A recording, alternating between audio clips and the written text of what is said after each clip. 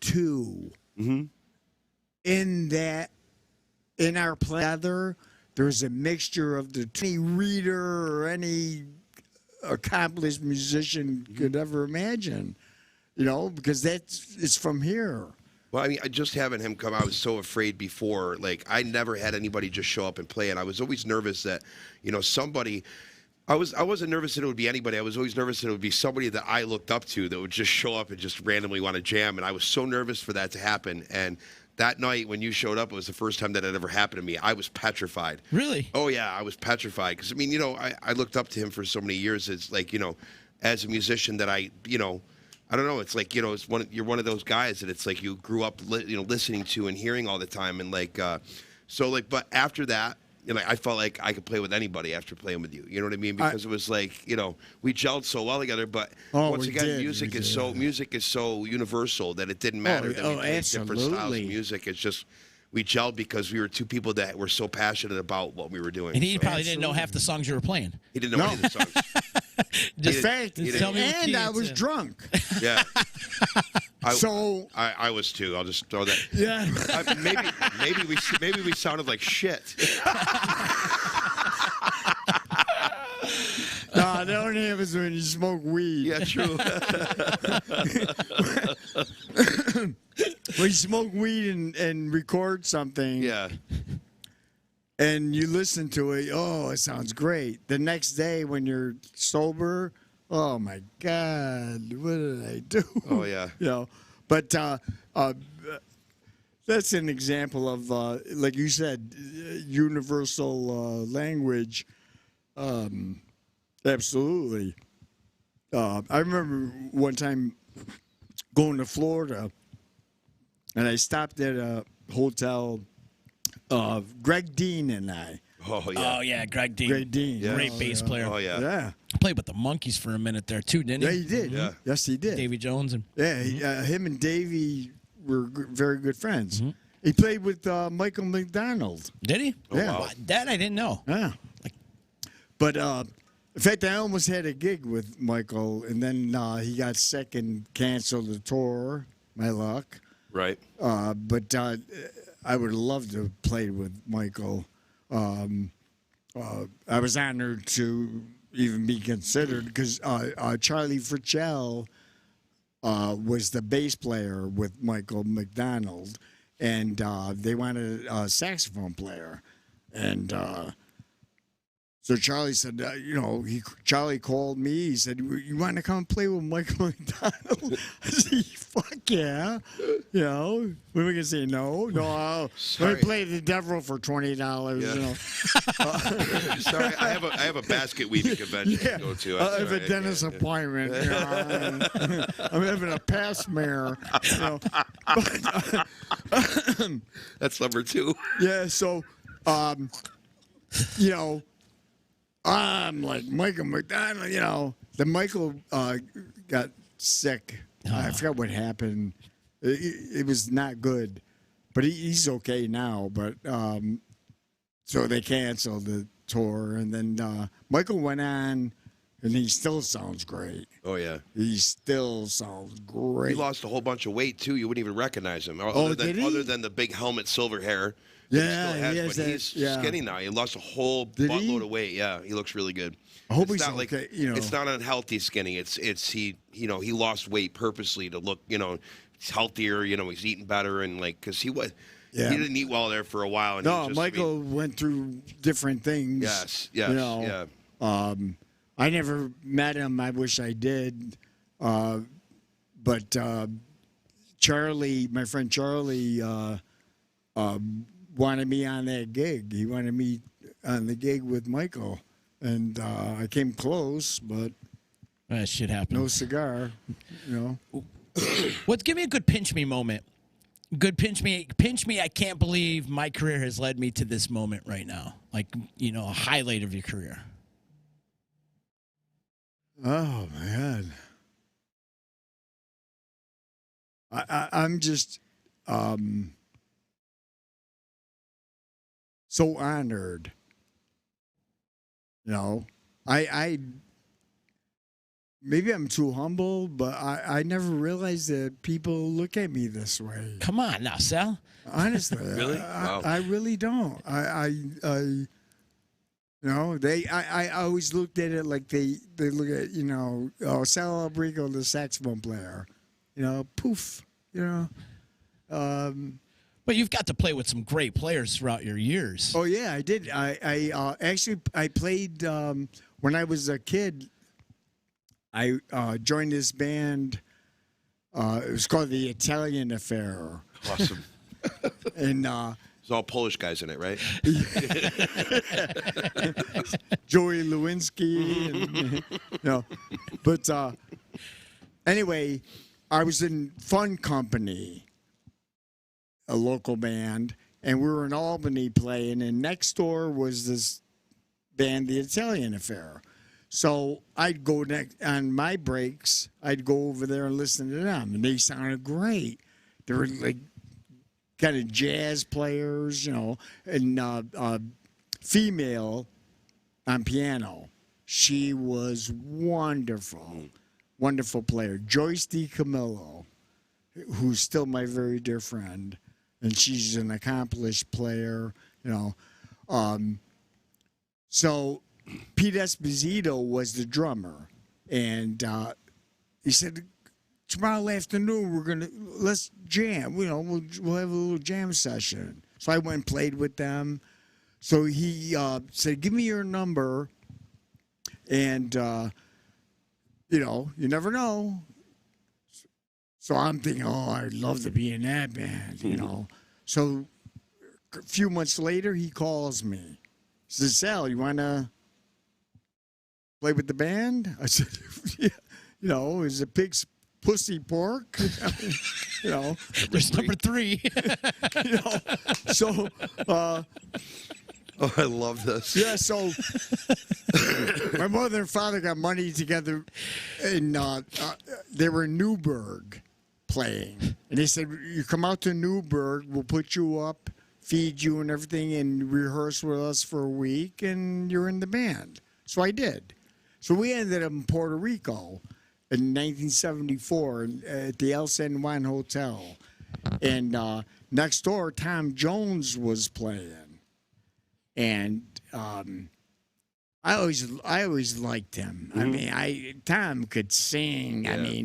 I mean, there's like cheesy shit that he did on his show and whatever. But anyway, so one night he comes over, his entourage comes over to the El San Juan where I was playing, and they're up in the balcony. So the waitress comes up to me. We were on a break, and she said, Tom wants to see you. I said, holy shit, Tom Jones, So I remember going up the steps, and he was a little guy. Mm-hmm. He's not, when you saw him on TV and his show, he looked like a giant. He was stocky, but little. His son Mark was huge. So I said, Tom, nice to meet you. I said, I admire you, He said, I have this thing I want to do. We're going to stay another week at the Americana. I want you to play. I said, you want me to play with you? Yeah. He said, we're going to have a small group. So I go to the Americana. Now I call my parents. I'm like, oh my God. Yeah. I'm going to play with Tom Jones.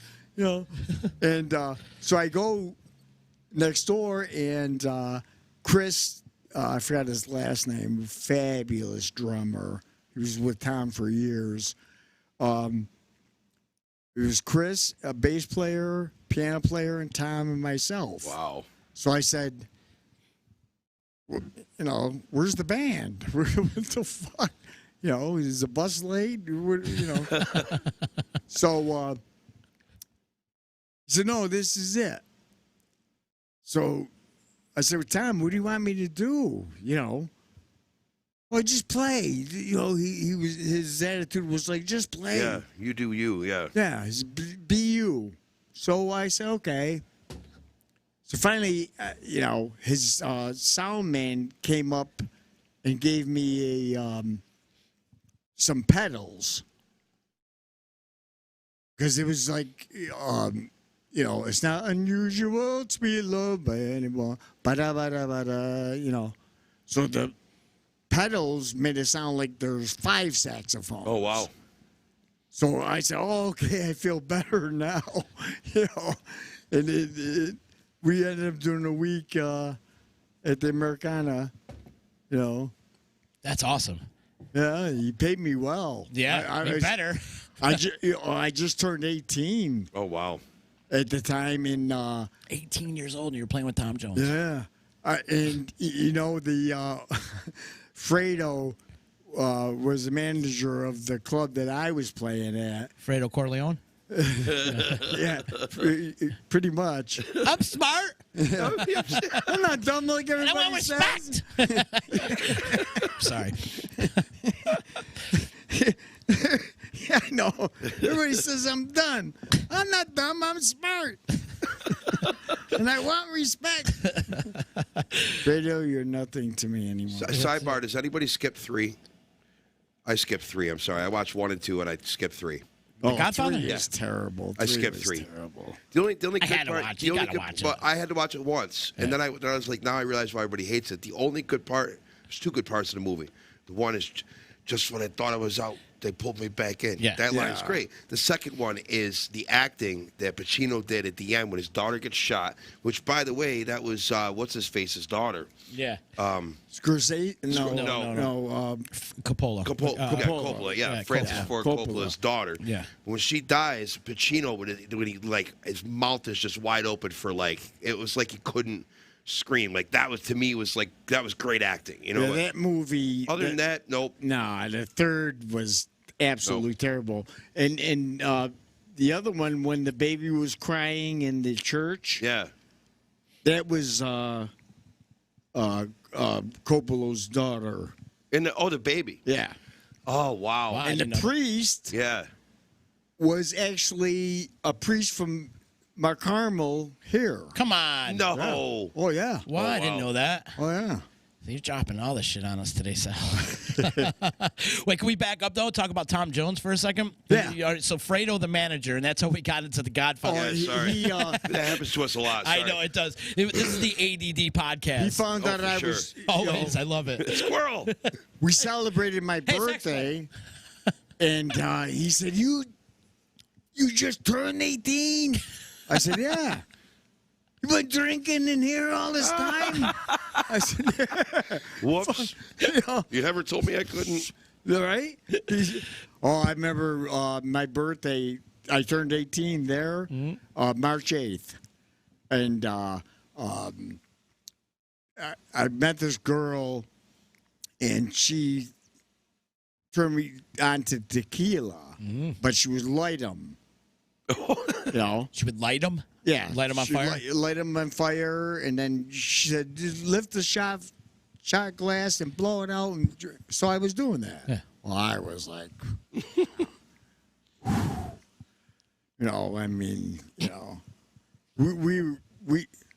we drank until the bartender said, "We have no more liquor." But then I woke up in the morning, and we had adjoining Joyce DiCamillo and her husband Malcolm and myself. We had a adjoining condo. They were on one side, but there was a door through, And I remember waking up and seeing this girl. I mean,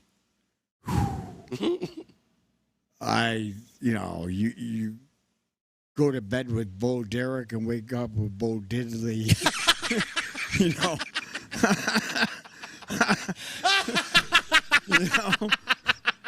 We have number 4, ladies and gentlemen. We have number 4. I mean, she put the That might be my favorite one. Yeah. She put the ugg in ugly. Let me tell you. She was Oh like, my God. I said, what the fuck did I do? And I had my jacket and shirt on still, naked from the waist down, laying in the bed holding the handle of my saxophone case. And I turned around. That's how I woke up. My friend Malcolm opened up the door and he's going like that until I woke up, you know. Ah! What the fuck? Tequila. Oh my God. Oh, never again. Is that you stopped drinking tequila after that? Oh, I never yeah. touched it again. That was probably a good Never. idea. I will go nowhere near that motherfucker again. Let me tell you something. That shit'll make you. You go home and kill your family. That shit'll make you go home. Why'd you kill them? Because they was all home. You go home and kill your family with that shit. Fuck that. Anything that could take paint off of a car, I don't want in my system. No, I got you. You know what I mean? That is. Oh man, this girl, you know, it took me all day to get rid of her. Oh. But I want to just hang. Go hang yourself.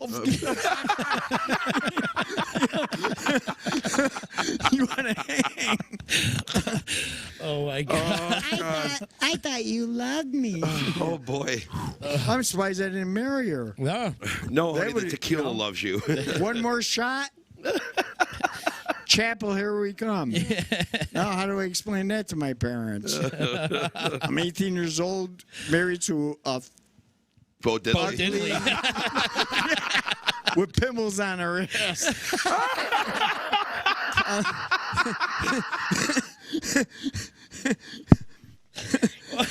I love it. Wow. Holy shit. And that was the Tom Jones gig. Yeah.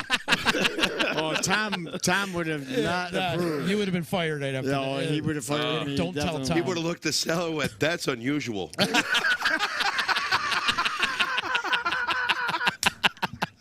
Yeah. Oh man. I think this is the most laughs we've had on a Monday. Yeah. And It's been a since while, yeah. we've done this show. Oh, wow. Oh. Oh my God. Anyway, so 18 years old, you're playing with Tom. What happens after that? Do you, I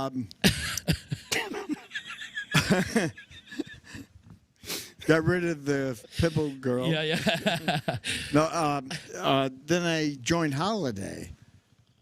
That's the Which- Gleamies, right? Yeah, Gleamies, right? Gleamies, Yeah. When I was a kid, I always wanted to be in that band. Did you? Oh, I don't know why, but I always wanted to be in Holiday, you know. And actually was a mistake.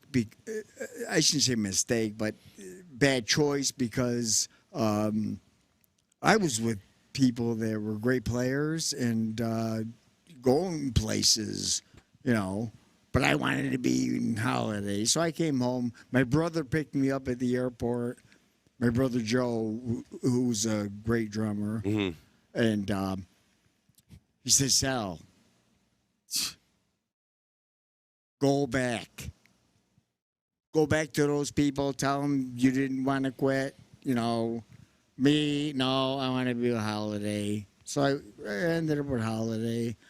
Then we split up and I ended up in Target. Mm-hmm. I was in Target. Yep. Who was in the band at that time?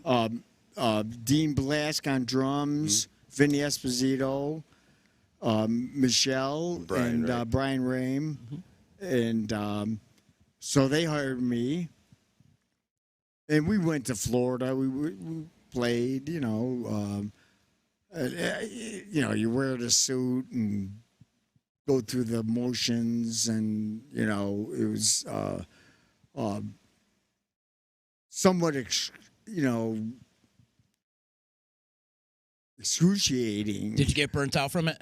Yeah, it made me feel like I didn't want to play anymore. Oh wow. You know, because it was like you wear the suit and smile and do the target thing, you know. Wedding band style type of thing, right? It was just like too repetitive and going through the motions. I that's exactly going through the motions.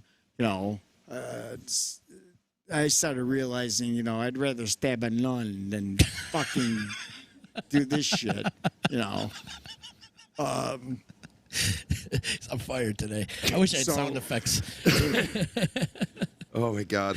So then Vinny and I, Vinny Esposito, who we all know, you know, Vinny, great vocalist and pianist.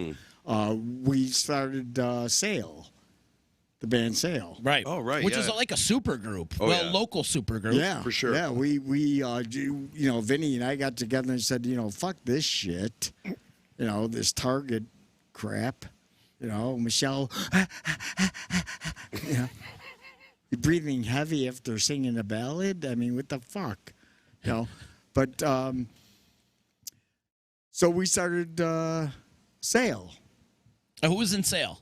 It was myself, Vinny, Maurice Petrillo, Mike Delagoa on bass, Paul Angelosa. Yeah. Whoa. You know, we got Paul. We grabbed Paul. I said, I want Paul. You know, so I went. At first, Paul didn't want to do it. You know, he's been my idol since I was a kid. All of us. Oh, Yeah, that's really God. Paul, and you know, I'm a saxophone player. He's a guitarist. He was my idol. Yep. When I was a kid, I saw him play, and you know, he stole my heart. Sure. Man, this guy, you know, I remember seeing him one night in 4 Acres. He had a beard. It was Cahoots. That was the name of the band? Yeah. Okay. Paul, the band he had was Cahoots at the time. It was Paul, what's his name? Mark Perry on piano. And Russ, what was Russell's name? The drummer. Oh man.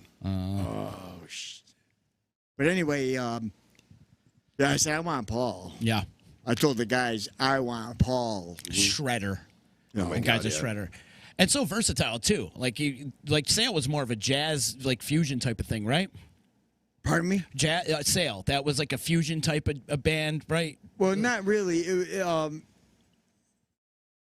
wasn't really fusion. It more like funk, soul. Funk soul. All You know, okay. we had Oh, there you go. Dwayne Walker sang, you know. Russell Battellini. Yeah, Russ Battellini. Russell Bannerly. Yeah, that Thank was you, John Caparo. Caparo. Thank you. Thank you.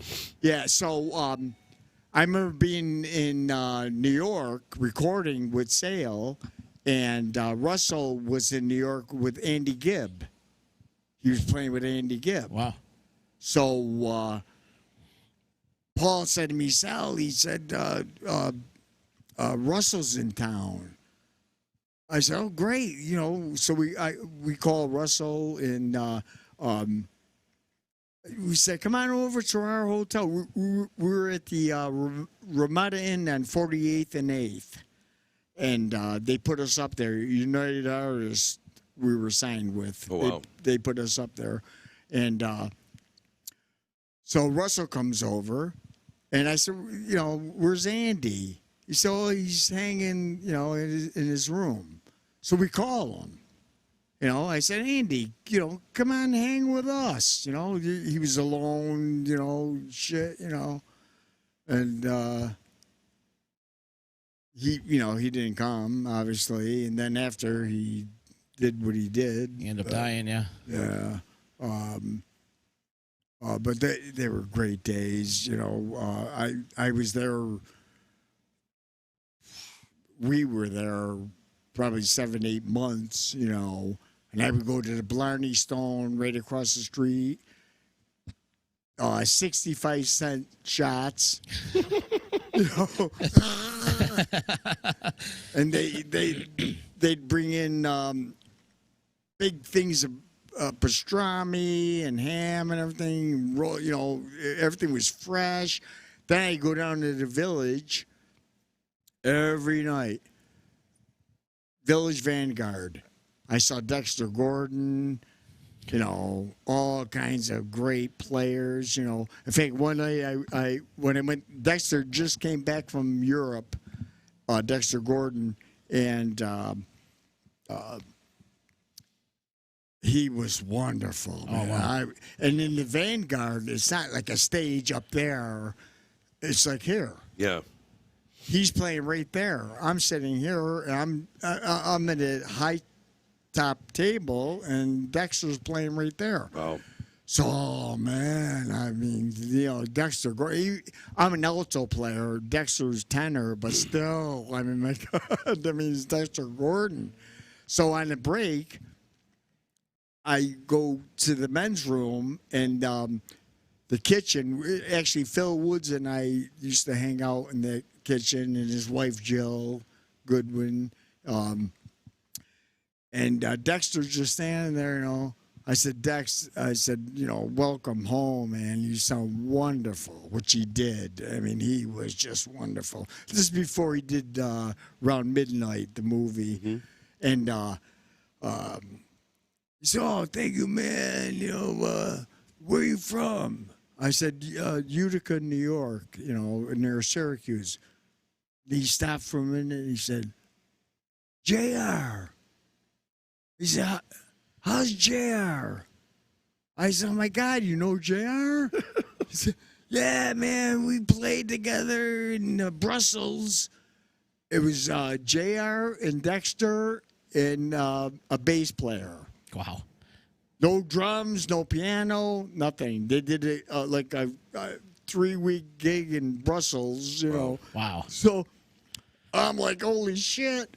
So I get home back to my room and I call JR. It's like 2:30 in the morning. I call JR. And Phyllis answered, rest her soul. And she said, hello. I said, hey, Phil, it's Sal. She said, okay. JR, you can hear JR say, who's that? She said, it's Sal Alberico. He grabs the phone. He goes, this better be good.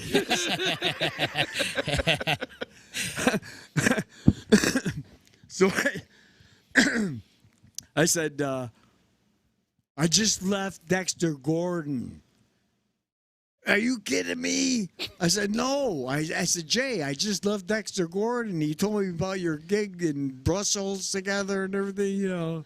I mean, you know, it's so amazing that JR's the 1 degree of separation for you. yeah, Right? Yeah, that's amazing. I mean, you know, How does I gotta ask you though? How does Sale get signed to a record label? How did that happen? it happened. Artie Mogul was hung by his legs outside of the. That's the guy's on the truth. What? He didn't want to sign us first. Oh my God. So Tony Vesuvio, who was our manager, one of our managers, do I need to say more than No, Tony you're good. Vesuvio? You're good. Okay. He arranged it where Artie Mogul was like, you know.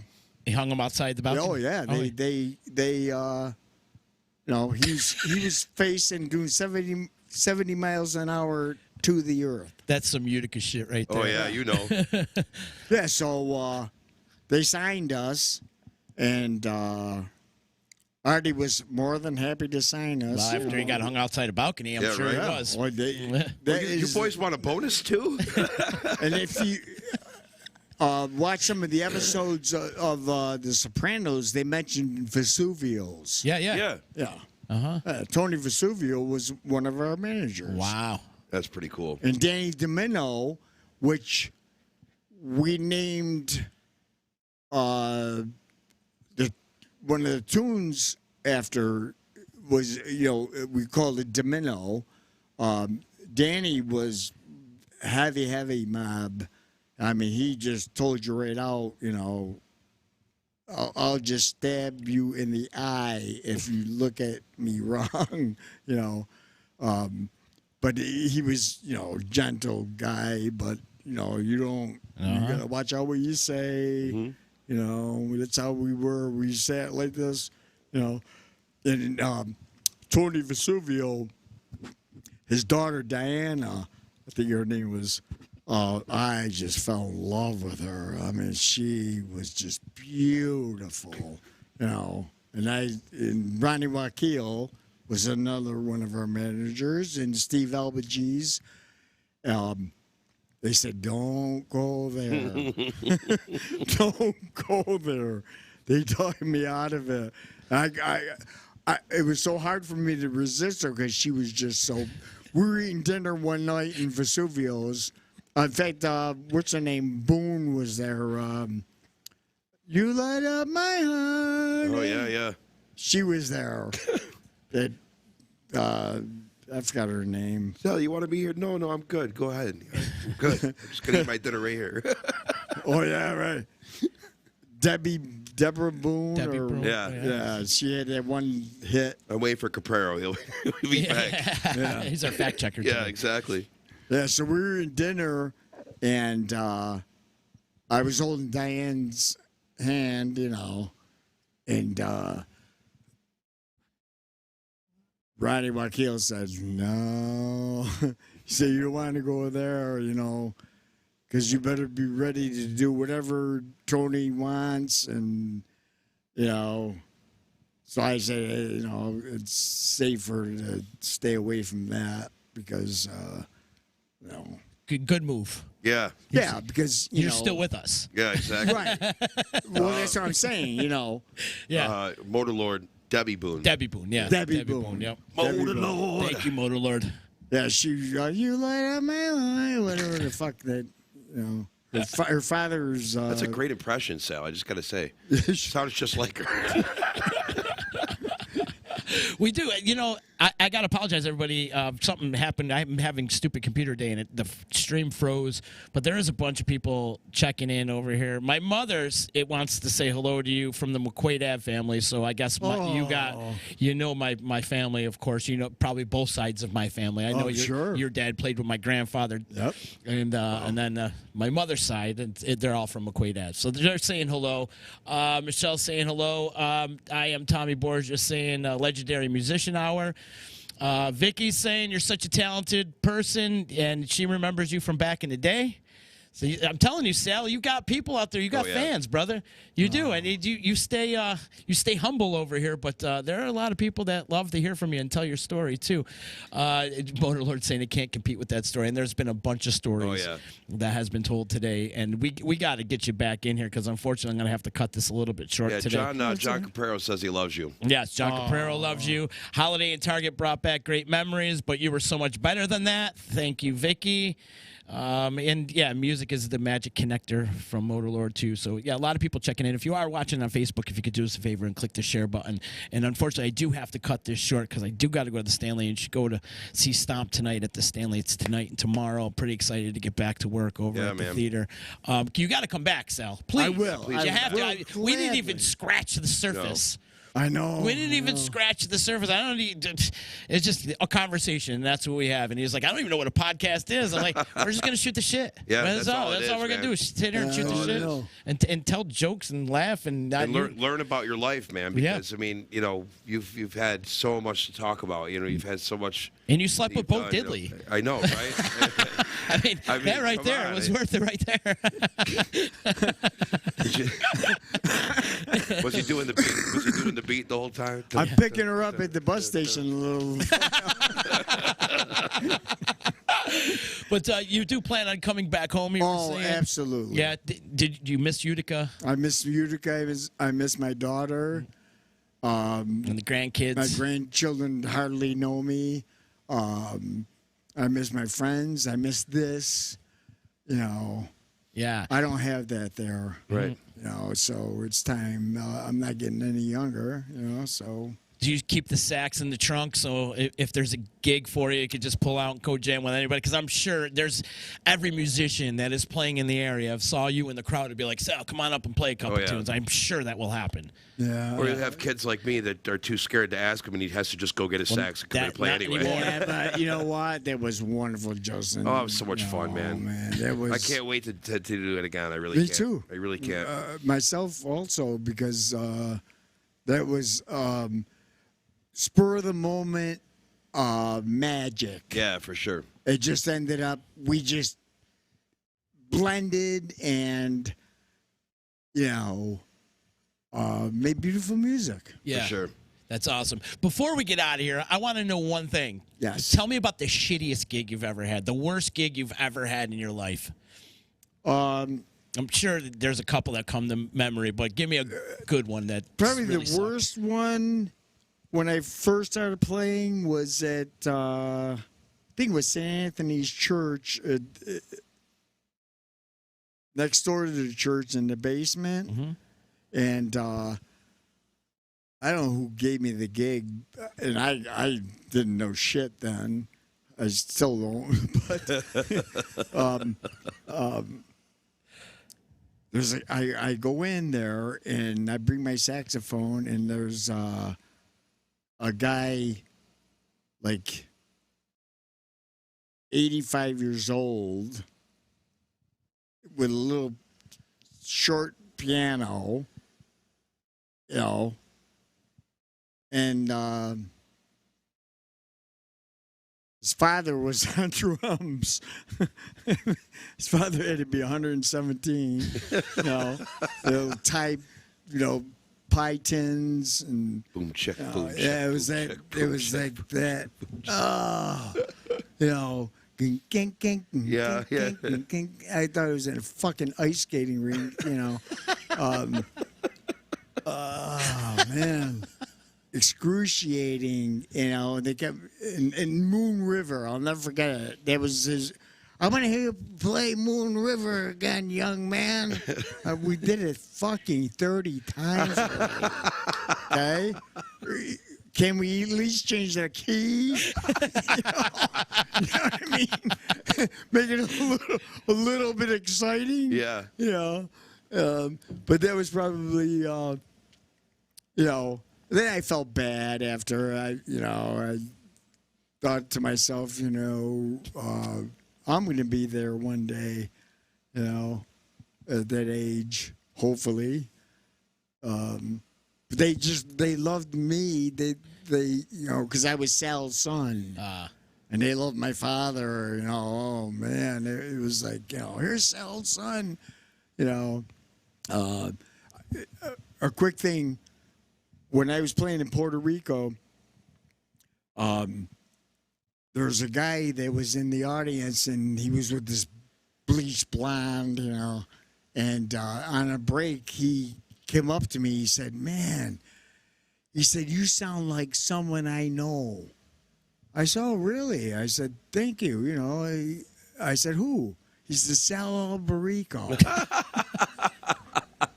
Meaning my father. Right. Yeah.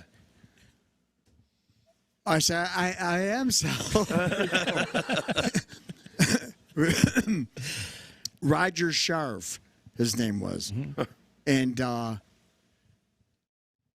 he said, man, now I called my father. I said, Dad, I told my father the story. I said, this guy heard me play and said I sounded like you, not knowing who I was. Yeah. And it was quite the moment. Small world, huh? Yeah. Yeah. But, that showed me what a small world it actually is. It really is. This is awesome. So when you come back home, please come back. I will gladly. Like I said, and I feel bad because if I didn't have to go, we'd probably be here Anthony. another 3 hours. Oh yeah, for sure. Which I would love because these no, stories are great, and I think it's important to document a lot of the history, especially in the local music area. And you're a walking fountain of knowledge when it comes to a lot of the history when it comes to the local area. So I'd like to document a lot of that stuff, and talk more about your dad and get in depth with some of the stuff that he's played, and of course throughout your career as well. We didn't even talk about Whitney Houston. He's friends with Whitney Houston. Well, he was. Really? You were? Well, he was. Wow. Crazy. Nippy. Yeah. But Sal, thank you so much for coming to hang. Thank you for having me. This was awesome. This was really great, and thanks for the laughs. Yeah, man. There was a lot of those today. That's for damn sure. We're going to be using those quotes for a long time. I'm going to make clips of them. I was put them all hoping I was together. going to ask you to do that. Yeah. I think And send it to me. I need that. Yeah, I'm going to have to.